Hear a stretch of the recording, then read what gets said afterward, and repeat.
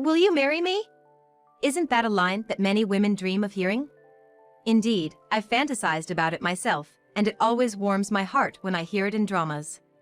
But I never expected to hear it under these circumstances. We're at a high-end restaurant, a place known by all the locals. Surely, it's a perfect spot for a proposal. But the man proposing is Roy. In front of Roy sits not me, but a younger woman. Michelle has lost all her charm since we got married. Even so, his selfish behavior is inexcusable. I can still date younger women, you know. I'm a good-looking man. Did I really raise such a deluded man? I'm filled with regret and introspection. Doesn't he feel ashamed of his own words? I never knew Roy was this foolish. His past foolish statements come back to haunt me. It's my money, so I can spend it however I want, or I'll do as I please. Roy had become completely dependent on my earnings. I'm disappointed in my lack of judgment. The struggles of our life together and my hidden irritation. It seems like it's time to let it all out. And I'm not the only one who suffered. I want to laugh off the chaos Roy has caused and watch him fall. I'm Michelle, a 39-year-old office worker in a regional city.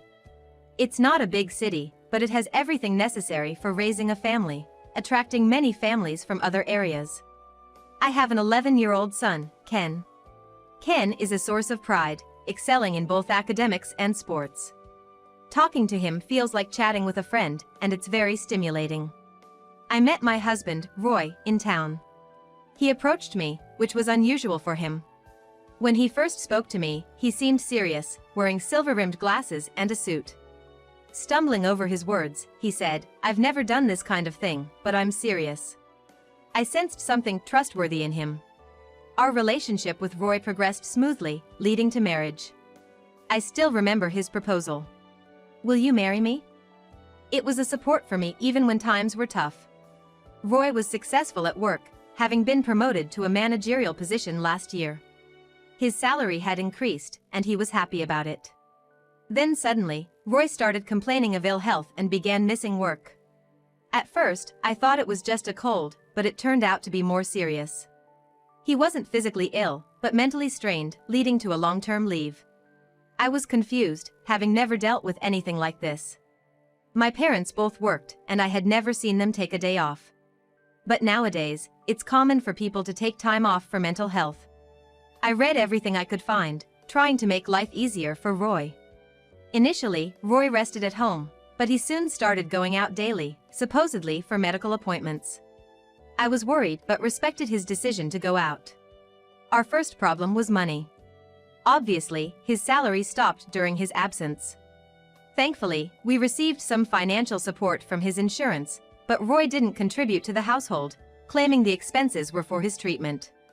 I had to manage the household on my salary alone. With rent, groceries, and utilities, the list of expenses was endless. If I hadn't been saving since the beginning of our marriage, we would have been in trouble. Though sick, Roy showed no remorse. Instead, he started complaining about the meals. "Hey, there used to be salad with stew. Why not today? Fresh veggies are expensive. We have more bread instead, so bear with it. I can't eat this. I'm going out." "No, we'll run out of money." "It's my money. I can spend it however I want." After arguing, Roy stormed out of the house. Ken quietly eats the stew without any side dishes, without complaining. "Mom, your stew is delicious just by itself. Should I also start saving on snacks or something?" But I didn't want to make my child suffer because of money issues. "Ken, you don't have to worry about that. Eat as much as you like." I felt saved by my son's kindness. When Ken finally went to sleep, Roy returned home. From the way he entered our bedroom, it seemed like he had been drinking. "Is it okay for you to drink alcohol while you're under treatment?" "Stop nagging. Worrying about small things like that is the worst thing for me. I'm gonna do what I like." "Have you been skipping the medication the doctor prescribed recently?" "It depends on how I'm feeling. Sometimes it's better not to take them." "You shouldn't interfere." Roy wouldn't share the details of his treatment and seemed irritable every day. But there were days when he seemed elated. Especially after returning from his outings. Those times, he usually smelled of alcohol, and sometimes there was a faint scent of shampoo. Maybe he's going to the gym for health reasons? I wished he would rest more at home and return to work soon. The difficulties of Roy's health situation were becoming more apparent. Eventually, we reached a point where our finances couldn't keep up. I switched to a cheaper phone plan and reviewed our life insurance, but there was nothing left to cut back on. Reluctantly, I had to cut Ken's private tutor. Ken had been aiming for high grades since he was young. It was Roy's wish, and Ken never complained, enjoying his studies. But now, we couldn't afford the expensive fees. I cautiously brought this up with Ken. "Ken, I need to talk to you. Can we consider quitting classes with your tutor?" "Does that mean I'm also giving up on the exams?" "No, I'll try to save more money, and hopefully, your dad will get better. But right now, we're really struggling." "Okay, I'll start studying on my own. If I can get all the textbooks up to the exam, I'll be fine." I negotiated with his tutor and conveyed Ken's decision. Ken was well regarded. Despite their attempts to keep him, we couldn't afford it. We managed to get all the textbooks from the tutor. Roy was opposed to this decision. "Won't that jeopardize his chances at a good school? I want Ken to become a successful businessman like me, even if it means stretching our budget. You should find a way to keep him there with your earnings." I was appalled by Roy's selfish attitude. Did he not feel embarrassed calling himself a successful businessman? True, Roy had done well at work, which his promotion showed. But the situation is different now. No matter how hard I tried, our finances were stretched thin, and the discussion went nowhere. "Ken says he's going to work hard on his own. Shouldn't we be grateful for that?" "I doubt it. He's got lazy habits like you. If he's not supervised, I can't trust him." "What kind of way is that to talk about your own son? He's your son too. If I'd married someone more competent, I wouldn't be in this mess." I felt a growing distrust towards Roy. Ken, despite everything, didn't complain and worked hard every day. He even started helping around the house more, trying to contribute in any way he could. Meanwhile, Roy wouldn't lift a finger to help, even neglecting his own personal care. He left all 3 meals to me and sometimes would suddenly say he didn't need dinner and go out. Roy seemed overwhelmed with his own issues, oblivious to everything else. Frustrated, I decided to take a part-time job.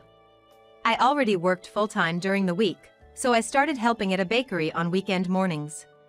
It was hard to get up early on the weekends, but making bread helped me forget everything else for a while. The customers' compliments, like "it looks delicious" or "it was really good," were encouraging. It was a small, family-run shop, and being able to take home leftover bread was a bonus that helped our finances. Ken was supportive of this job. He often visited the shop, looking around and buying small bread with his allowance. He frequently brought friends to spend time there. We were becoming tougher in the face of our financial difficulties. As for Roy, he mostly stayed in his room on weekends, doing who knows what. He never had a word of appreciation for my bakery job. One Sunday morning, I was curious when he left the house early. "Isn't there no hospital visit today? Where are you going?" "Don't pry. I have some shopping to do." "Can't a sick man go shopping?" "It's not that, but..." Lately, Roy had been speaking to me in a dismissive way. Still, I didn't want to stress him out, so I kept my patience. That evening, when Roy came home, he was clutching a brand-name shopping bag.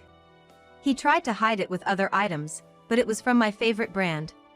Popular among people in their 20s and 30s. I recalled that today was the release of a limited edition item at the department store. I wondered why Roy would have such an expensive item but didn't want to upset him by asking. With my doubts unspoken, I went to bed feeling uneasy. The next day, good news arrived at our home. I had won a supermarket sweepstakes. Recently, I have been regularly entering contests and promotions as part of my savings efforts. The prize was a meal voucher for a high-end restaurant. However, my availability was limited.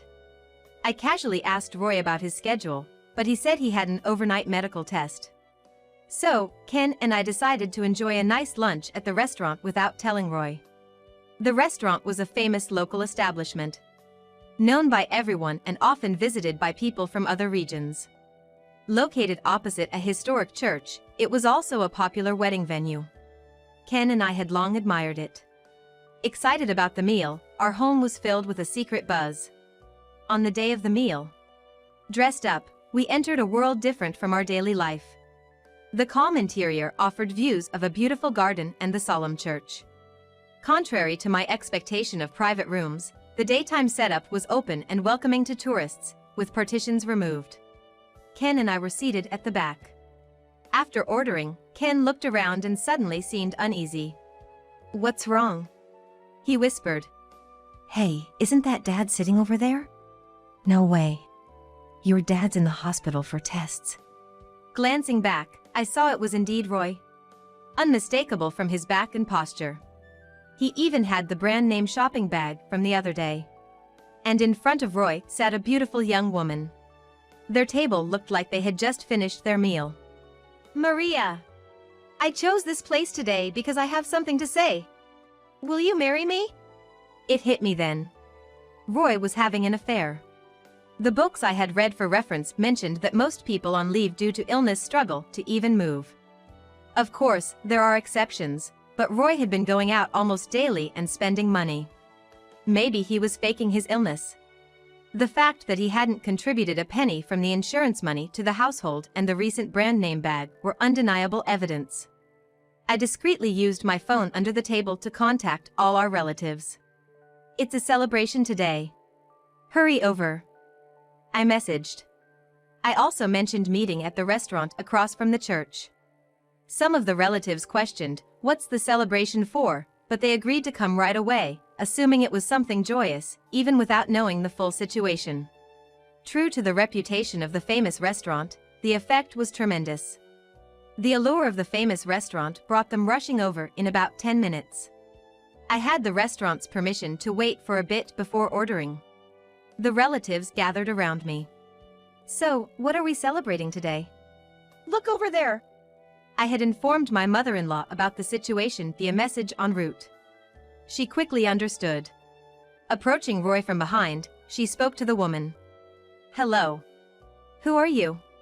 "I'm Roy's mother." "What were you two discussing?" The woman's face brightened. "I'm Maria. You invited your mother too?" "Roy just proposed to me." "I see. How long have you two been together?" "About a year. I work in a clothing store, and he's always been there for me, even adjusting his time off to be with me." I was shocked by Maria's words. A year ago coincided with when Roy stopped going to work. Could it be that he took time off work just for this? A reluctant thought crossed my mind. "Is that true, what you just said?"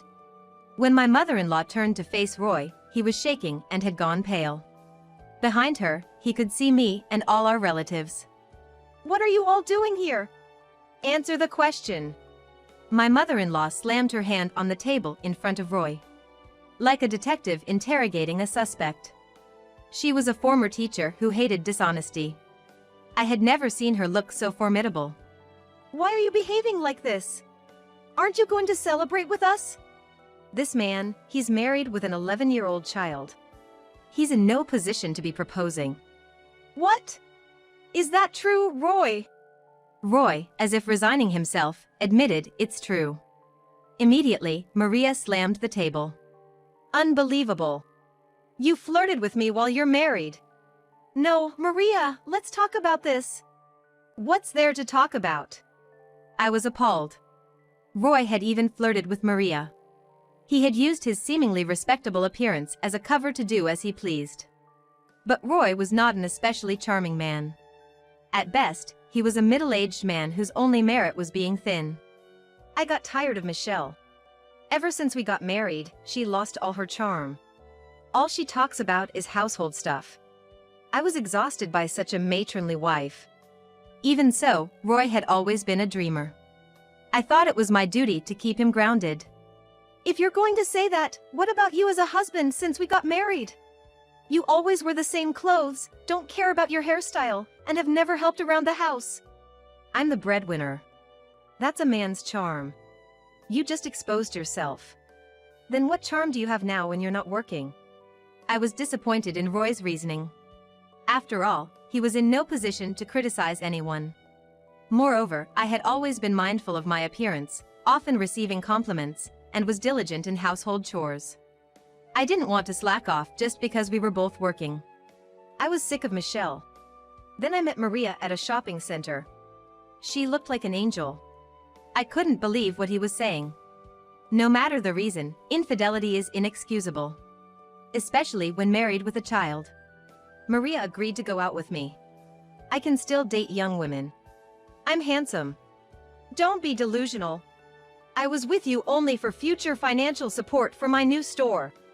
Roy seemed shocked by her words. He had never doubted Maria's love for him. Who else would date an old man like you? I'm still young. Give me back this past year. You're lying. No lie. I plan to divorce you after getting a new store by marrying you. Roy looked shocked, as if betrayed by his beliefs. Let me say something. I stood up and approached Roy. This man stopped working a year ago. He claimed to be unwell, and I tried to be understanding, but he went too far. He neglected our family, putting himself first. Ken had to endure a lot because of him. I can't consider this man my husband anymore. Honestly, I suspect his illness this past year was all an act. My mother-in-law glared at Roy and pressed him. Aren't you ashamed, being accused like this? Don't you want to say it's an exaggeration to call it malingering? No, it's okay. It was indeed a sham. Roy then stuck out his tongue. The doctor and my company were so gullible. Just saying I felt a bit sick, they treated me like I was fragile. Thanks to them, I got money and could do whatever I wanted. I couldn't give up such an easy life. Do you realize how many sacrifices were made because of that? It's none of my concern. In Roy's words, my mother-in-law seemed to reach her limit. Don't joke around. Michelle came to me for advice several times. What do you think of her feelings? I'll live a life that's suitable for me. It's a new beginning with Maria. Now, if you understand, please don't interrupt my proposal. That's when Maria spoke up. I'm not breaking up with him until I get compensation for tarnishing my reputation. Sure. I'll also demand child support and the living expenses you squandered this past year.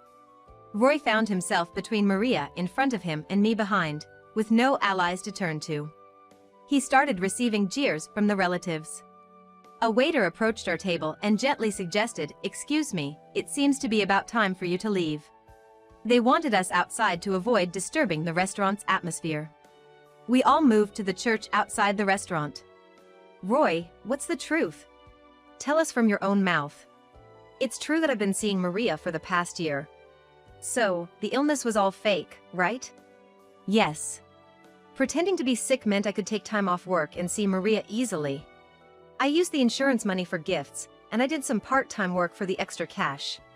This entire year was a result of Roy's selfish actions. It felt foolish to have supported such a man, adjusting my and Ken's lives for him. It was all because of you. You liar. You traitor. From the relatives came comments like, "How could you neglect such a good wife?" and "I'm cutting ties with you. Let's get a divorce." Wait, now that Maria is gone, you're all I have left, Michelle. So, I'm just your second choice. What if Maria changes her mind and wants to marry you? Then, I'd go with Maria. It's natural for a man to switch to a better woman. I was disgusted.